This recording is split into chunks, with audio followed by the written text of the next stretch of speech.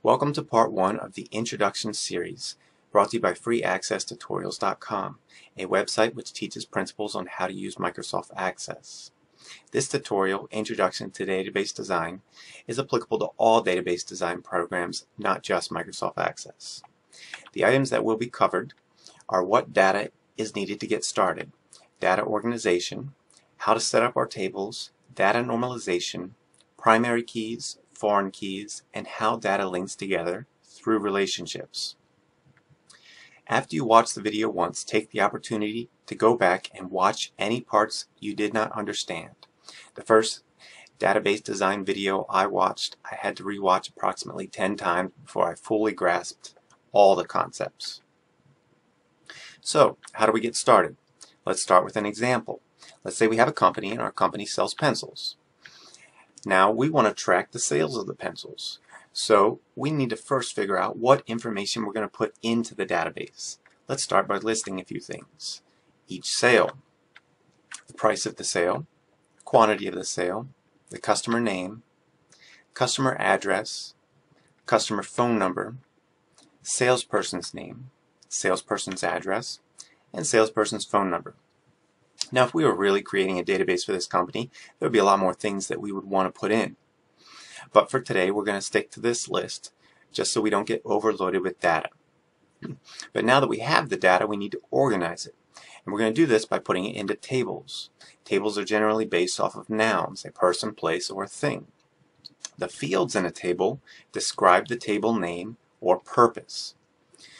So, if we put all of our data into tables, we're going to come up with 3 tables to start out with. The customer table, the each sale table, and the salesperson's table.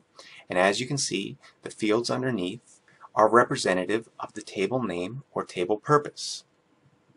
But we're still breaking a few rules of database design. And we're doing this so we can learn the rules. So the first thing we want to cover is database normalization. Database normalization is the process of organizing the fields and tables of a relational database to minimize redundancy and dependency. Normalization usually involves dividing large tables into smaller and less redundant tables and defining relationships between them.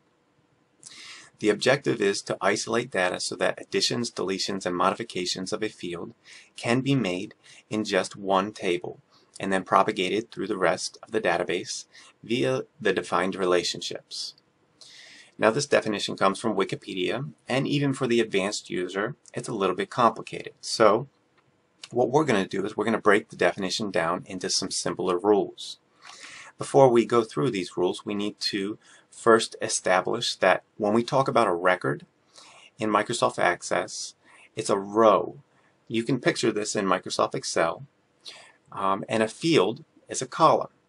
And we'll explain a little bit more about that later. But it's important to realize that a record is a row and a field is a column as we go through these rules. Rule number 1. A table must have a way to identify each record from another record. This is usually done by using a primary key. A primary key is a field that has a unique value for every record in the table. Rule number 2.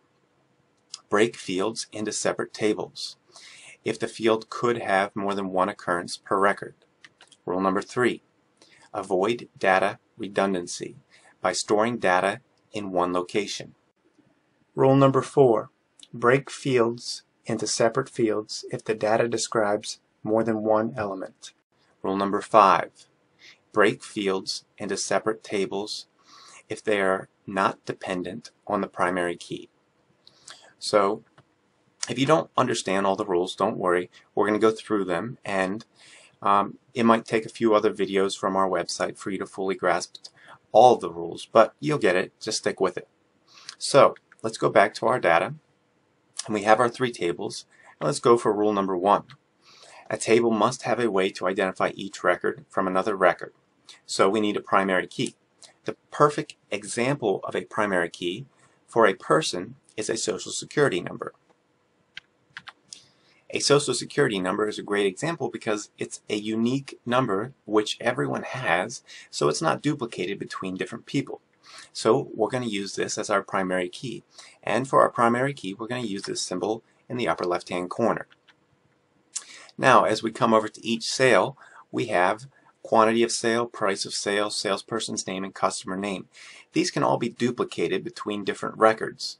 So we don't already have some type of a number that exists for each sale. So we have to create a number.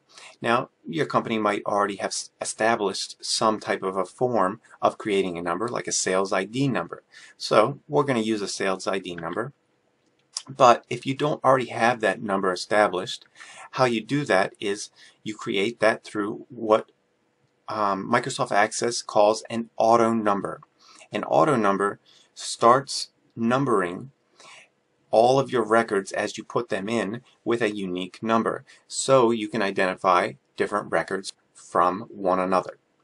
Now we're going to do that same thing with the customer table, and we're going to have a customer ID number, and that's going to be our primary key as well. Now if we go to rule number 2, break fields into separate tables if the field could have more than one occurrence. So let's use customer phone number as an example. Our customer can have a phone number, but what if he has a cell number, and he has a home phone number, and he has a work phone number? You would have to create more fields or records to store that information, and that's not good database design practice. So what we have to do is we have to break that field into a separate table, and we're going to have a phone number table for the customers. Now under this table we're going to have customer phone number, we're going to have type of phone, is it going to be a cell phone, a work phone, and we're going to have an extension. And we're going to do that as well for the salesperson's phone number. Now let's go over rule number 4. Break fields into separate fields if the data describes more than one element. For this example, we're going to use a salesperson's address. Now I'm aware that salesperson's address also could have been used in the previous example if the salesperson's had a home and he had a vacation address. But we're going to assume that he had one address, so we can use this particular example for rule number 4. Now, if we bring salesperson's address down to its own table, we're going to realize that salesperson's address actually contains more elements. It contains a street, it contains a city, it contains a state, and a zip code. Breaking address into smaller elements gives us more flexibility on how we can use our data. We're also going to do this with our customer address. Also, as you have noticed, I have moved the primary keys for the top 3 tables to the first item below the table heading. I've done this because it just makes it easier when I open a table in Microsoft Access. I know exactly where my primary key is going to be. It's going to be the first item. Now, we still need to add all of the primary keys for the rest of the tables. So let's go ahead and do that. And now we have a way to identify each table, but the customer phone number and the customer ID don't necessarily have a way to identify each other. They're not related.